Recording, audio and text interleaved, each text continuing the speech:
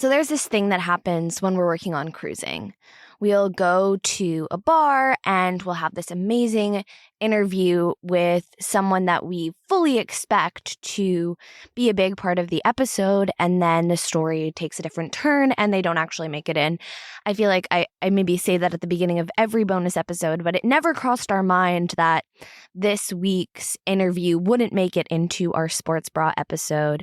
And I'm talking about Anjali. She's a regular at the Sports Bra, though she's not a huge sports fanatic. And that's something that's not that uncommon at the Sports Bra. People like the vibes, people like the energy there, and you don't have to be an avid sports watcher, which we didn't super get into in the episode. But what's really interesting, what we loved about Anjali, is that she is kind of like this quintessential regular. She's not just a regular at the Sports Bra. She's a regular at a bunch of different places around town, and also like when she travels around the country. So you're going to hear more about that and kind of more about Anjali's values, which really center around supporting small businesses. She's a big supporter of cruising. She is a very, very sweet person. And so, of course, we have to release her full interview. It's such a shame that it didn't make its way into the episode. So here you go. Here's Anjali.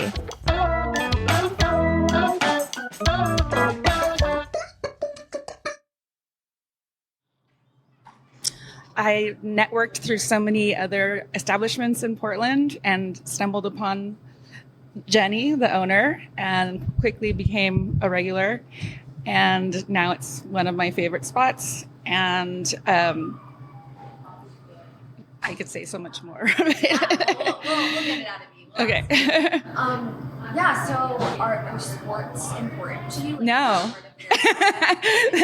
How did you first meet Jenny? Like, how did this? That's the funny part about people seeing me go here all the time now. They're like, you don't even watch sports. I was like, well, that just says something about the place. You know, I'm like, I tend to go to places for the people, for the vibe, and definitely got that here.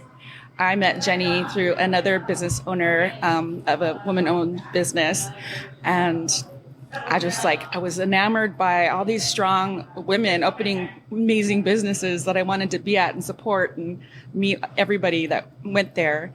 And so that's how I kind of ended up here. I go out by myself a lot, so it's really important to me to feel like comfortable, and I bring my laptop, I do work, or I'll color, whatever. So coming here, it had that vibe. And you can usually tell a vibe right when you walk in the door. And then you find your favorite bartenders, and then you find your favorite regulars, and then you're like, okay, I'm here. I'm a fixture now. You can't get rid of me. Yeah. So what do you do for work? I work with electronic medical records. So basically, I'm always enamored by these businesses because it's the opposite of what I do. I work remotely. I'm behind a computer all day. So when I go to a place like this and I see the hustle, the bustle, and all the events that they do and the planning, and it's just fascinating to me. And I've always been fascinated by that, especially with family-owned businesses where you can see the beginning, the struggle, and then the up, and then the struggle, all of that. It's just always been amazing to me, and I always love to support all local businesses. Yeah, so were you remote before the pandemic? No, actually, I was traveling every week. I was going to Fresno every week. I was living in Seattle at the time, so I would travel Sunday through Thursday. And I traveled a lot for work over the years. They didn't believe we could do remote. So it was always interesting at the same time I would have to find my comfort spot as soon as I got to each area, because Fresno, Sacramento, all these places where people are like, why are you going there? I was like, it's my work. So this pandemic, it was one of the bonuses for me that I could work remotely completely. So now it's like, oh, I can be anywhere. Where do I want to be? I'm going to make a big move from Seattle to Portland. Before you were remote, you were already finding your spots, you were finding bars. Oh yeah, that's my very first thing. I would go directly to a spot when I got off the airplane, because I needed to feel like I'm not just a nobody in this town. I don't know anybody, so I would find my people immediately. And so how did that start for you, that finding a spot and finding the community wherever you go? Like, how did it start that was so important to you? I don't know if it's because I was born and raised in Hawaii and community was always like number one. I wanted to always walk into a place, I always did walk into a place, and it was family. Like, our house was the hub. Anybody could come by and hang out, and everybody was always welcome with my family. And once I got divorced, it became more and more like, okay, I need to get out there. Like, I was like, I got to go out there. There's no excuse for me not, and there's no excuse for me not to go out just because I'm by myself. And I didn't want to rely on other people. So then I would find my one spot, become a regular, become a fixture, feel comfortable. And then I would end up networking and hear about another spot. And then it just grew from there, where now I have so many spots. It's awesome. Yeah. They call me the streetwalker on Mississippi Ave. I only realized that the other day. I mean, literally, it's true. I do walk up and down the street because I go to every single little hub. But it's also funny because I don't think they realized what they were saying.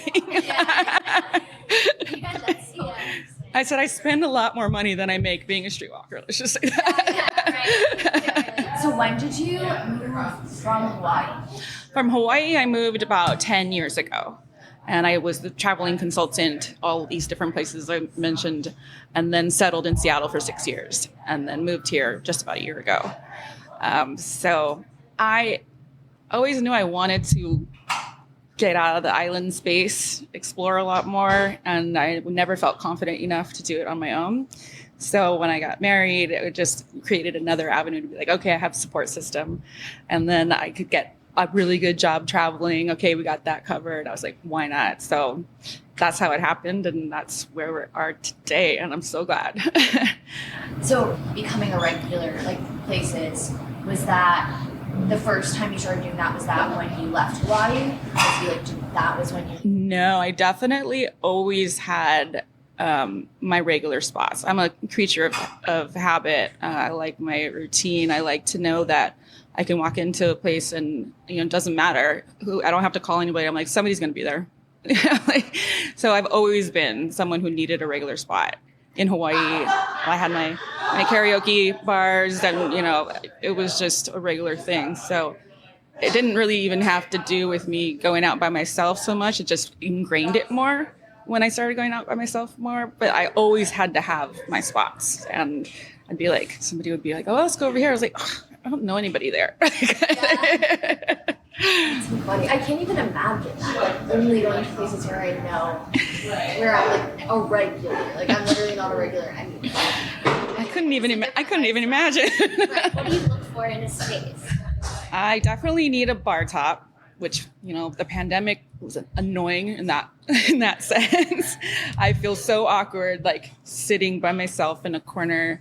I need to be in front of the bartender, my captive audience, and be able to just listen. And that's usually where the regulars are, and chat, and you feel more welcome to talk just openly. And I feel like, okay, I can interject here. Whereas if it's just two people sitting next to me, I don't want to be like, hi, how are you doing? So I need, that's important. I need to like the people working. Like, I'm one of those where if I stop by one of my places and a certain person is working, I'm like, I'll walk out. Or I'll just not even walk in. I'll be like, I should know your guys' schedule by now. Can you guys just text me? Let me know who's working, and then I know which places I'm going today. So the people, of course. And then just bringing people here and seeing people be happy. So that's my favorite thing. Anytime somebody visits or I meet a new friend, my first thing is like, I got to show you this place. And then they love it, and then I feel happy. And so it's all that kind of connection. Yeah, that makes so much sense. Do you remember the first time you came here? Yes. So I had seen Jenny at the other establishment the night before, and we were talking, and I was like, well, usually I have another place that I start to work at in the daytime with my laptop. I said, maybe I should try somewhere else. So I came in the next day with my laptop. I didn't tell her I was coming or anything. And I was like, all right, sat right there and did my work. And I was like, okay, this is my next work spot. Like, the other place can, but yeah, it just felt so good. And everybody was so kind and welcoming. And it wasn't weird to be on my laptop, not watching the sports. But at the same time, just looking at the crowd and looking at what the environment was still amazing to me, because I definitely am a people watcher. So yes, of course, I'm watching more and more women's sports now, thank goodness. But I'm also watching more and more of amazing crowds that are coming in here. How often do you come in here? Well, unfortunately, they're only open Wednesday through Sunday. So Monday, Tuesday, I can't come. So basically, yeah, I would say most of the time it's at least 3 out of those days. I look forward to it. At Wednesday, I'm like, what day is it? It's Wednesday. Oh yeah, the bra's open today. So quite often, I'll just say. Yeah. So do you identify as queer? I have no idea. Okay. The last person, first person and the last person I dated was after my marriage. And I remember, because I'm always just a flirt. And I asked her to hang out, and she was like, I thought you liked dudes. And I was like, I like people. And then we ended up dating. So, So do you feel like coming here or going to queer bars, did that play a part in sort of opening you up to dating women? I think it's always been part, but it's all about the journey. Yeah. I think my first experience was when I was early 20s, as most do. Still very, very good friends with this person, and just wasn't ready at the time.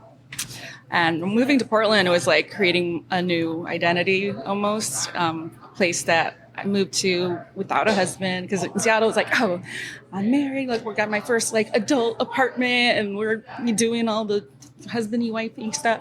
And then here I'm just like, all right, let's do this. And I've been coming to Portland for years. My brother lives here, so I was still I was already familiar with the vibe and the weirdness, whatever you want to call it. And then I just happened to be on Mississippi Ave, where there's just so many places to go. So that's when I started, branching out. I went to queer speed dating at this place. I was by myself. I was like, okay, I can do this.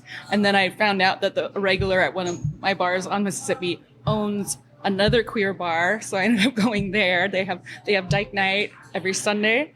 And I was like, okay, I can do this. But I was but it was 9:00. And I was like, I can stay awake. Maybe I can last till 9:30. I can do this. Whereas here, I'm like, whew, they're open. I'm a day drinker. So and it's not the clubby vibe. So I have all the spots. I have this place for this reason and all that.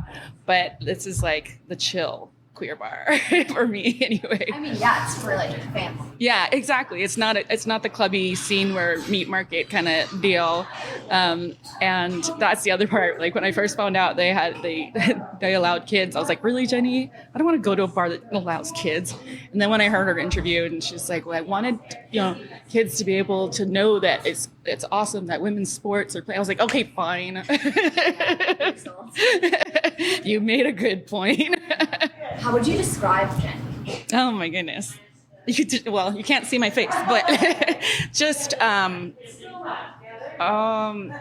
captivating. She talks to you and makes eye contact. She pays attention to you. She is running her whole business, but every time I come here, she'll come and chat with me. And she plays the part so smoothly. I keep hearing about, I'm a total fangirl at this point, but I have to be I got to keep her grounded. Nobody needs another fangirl. No, but she's just very engaging, and she's very interested in every person that she talks to. It's genuine, and she has so much passion for the concept. And I just see her do so many events, and I don't know if you know, she just went to Seattle they just opened a women's sports bar there. So I was I see her doing that, and I'm like, this is amazing. This person is doing so much. But when you meet her, she's chill. I would have never known she's doing all of this stuff. Just mellow, and except when you get her on the dance floor, then mellow is out. She loves to dance. But yeah, you can sit and feel comfortable and talk just like you've known this person. That's automatic. Yeah, that's when she asked me, I was like, what? And then, but I love that because I was laughing because one of my bartender friends was moving and he asked me to write him a reference from a patron's point of view. So I wrote him a reference and I had to bring it up and show Jenny. I was like, this is hilarious. I guess this is a thing now. Because I want to hear from the regular what they think about it and not reading Yelp reviews, but have it be a real thing. So I mean, that's like really impressive that you're regular at so many places. That could be a record. It's fun. I mean, I walk in, they're like, you're late. Or if they don't see me for a couple days, are you okay? Or I leave my credit card, they just text me. I'm like, I'll be right there. So what's your routine like? Do you work pretty much 9 to 5 and like you just go to a spa every day? Yeah, I usually work about 8 to 4. And in the morning, I get all my stuff done, all the meetings, all the actual stuff. And then by about lunchtime or a little later, that's when I'll go, my routine, I'll go to Uchu for some sushi, then I'll go across the street to Moloko, where that's my regular spot because it has beautiful aquariums and it's soothing and calming. And then if the sports bra is open, I'll probably hit here next. And then my friend just opened a bar up the road called Scholar. I'll go there next. And then, so it's always a constant. Everybody's like, where are you at right now? But it's like after your morning meeting. Yeah. And then you do the rest of the day. Yeah. And I actually concentrate a lot better. Like if I'm at home, I'm going to either fall asleep, watch TV, play my Switch. So yeah, actually, if I'm sitting here with my laptop and there's just the hustle and bustle, I actually focus and I can be like, okay, I love having that around me. And it makes me like see everybody else working. And I'm like, yeah, I'm working too. Totally good. Do you spend money everywhere you go? Yes. Wow. That's like and so you're also like supporting everything Yes. that you say. That's really cool. First thing I do if I like a place, I'm like, okay, I need a t-shirt or I need a hat.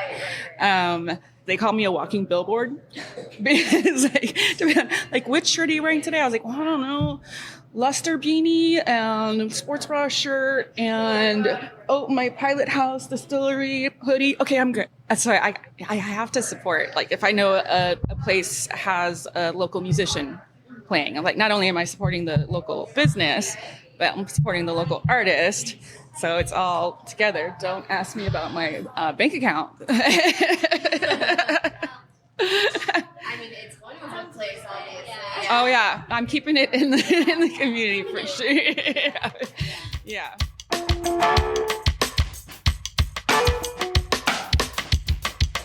Cruising is independently reported and produced by a small but mighty team of 3. Story producer and social media manager Rachel Karp, line producer and resident road trip driver Jen McGinnity, and story producer and audio engineer me, Sarah Gabrielli. Our theme song is by Joey Freeman. You can find Cruising at our website, cruisingpod.com, on social media at cruisingpod, and at patreon.com/cruisingpod. Listen to Cruising wherever you get your podcasts.